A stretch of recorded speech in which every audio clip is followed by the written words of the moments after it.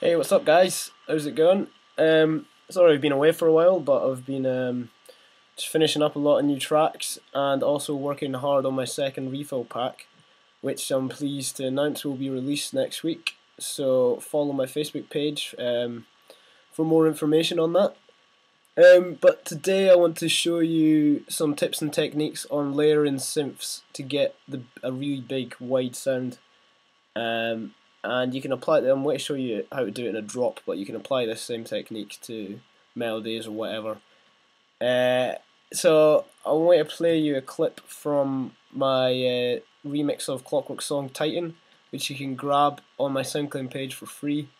I'll put a link in the description for that as well. So I'll just play this for you and then we'll get into it.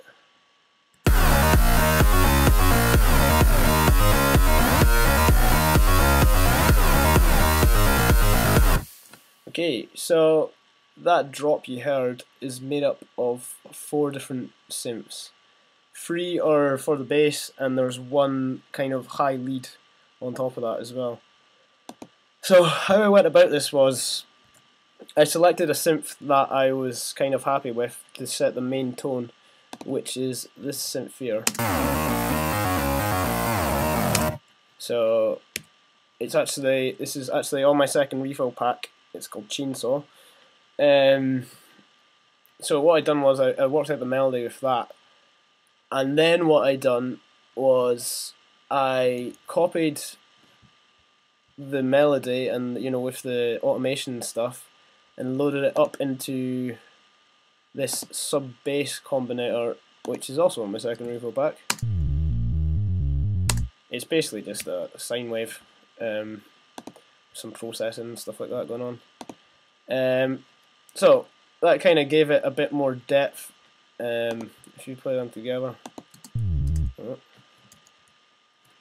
take this off.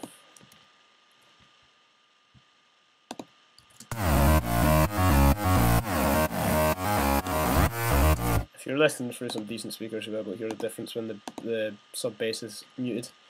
So then I felt that it lacked some kind of high-end texture, so I went ahead and created this sound.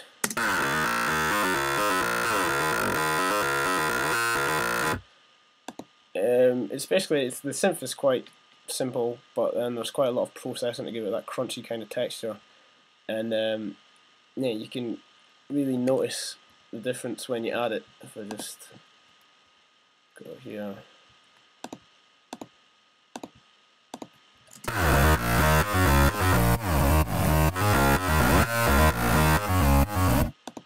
So there you go. That's basically the bass synths. I mean, I'm not going to go into how I actually went about creating them. But the trick is to find a bass synth that you like to start with, and then go ahead and put a sub bass underneath that, and then you don't have to put another bass in if you don't want. It just completely depends on the bass you started with. But then, I mean, you can take a duplicate of your original bass, original synth, like for instance this Chainsaw synth. You could duplicate this this patch and then kind of filter out the low end and kind of change the distortion a bit. I mean, in this crunch one that I put on top, I cut out a lot of the bass and boosted the mids quite a lot, so it gave it that crunch but didn't give it the bass to conflict with the sub bass and the main bass. So I mean, it's all about experimenting with sounds really. There's various ways you can do it, but yeah, just experiment by layering different sounds and see what you get. And then, after I'd done all that, what I done was I went into my first refill pack and I loaded up Dirty Dutch 2. And I think what I done, I cut out a lot of the bass for this as well. I mean, edited it slightly. I copied over the MIDI and made that quite annoying, horrible sound. But when it's in the mix, it really does kind of add a lot.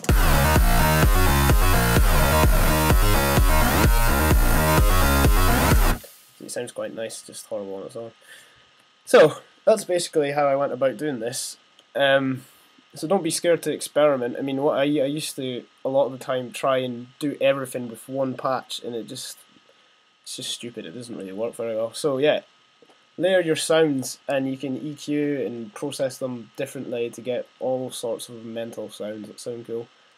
So I'm just going to show you a couple of ways that I went about making this bigger. So for the chainsaw, the main bass, what I done was I split the output into 2 channels. So here you see I've got bass left, bass right, and then what I done was I panned one right and panned one left. Quickly show you how to do that if you don't know how to do it. So in the create a new mixer channel and then flip it around the back. What I done, put a spider audio, took the output of the combinator, put it into this left and right, and then you take one of the outputs and put it into the input of one channel, and then the other one into that one. And then hit presto on your mixer, you've got 2 channels with the same signal. So you have this, and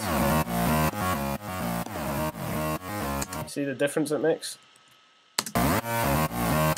And also, actually, what I done was, I do this quite a lot now, it's a really cool technique to use, is put a unison device as an aux send, and then add it to your synths, and it really does open up the sound and make it sound a lot wider. I'll just play it again and I'll take it on and off so you can hear the difference. See how I just added a bit more depth and texture to it, which I also put on the lead as well. And I think the last thing I want to show you is on the bass high, crunchy, I put a has type 2 delay on it, which is just a very short delay which makes it sound wider. So I'll just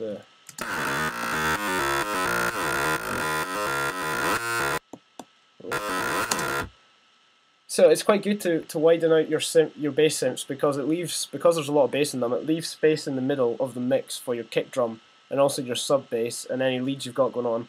So it can be quite good to try out these different techniques. I mean, you don't have to use them all, you don't have to use any if you don't really want, but they're quite handy tools to use. And this has type 2 is in the Reason factory sound bank.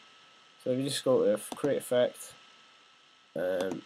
go Reason factory sound bank, all effects patches, then go to modulation, and then spreader, and then there's a has type 1, has type 2. I used has type 2 for this one. I think this is in Reason 5 onwards. I'm not sure if you can get this in Reason 4, the has type effect. But anyway, that's all I want to show you today, guys. So have fun with it, experiment with layering different synths and get some cool sounds. And stay updated on my Facebook page for my new refill pack, which will be out next week. Cheers, bye.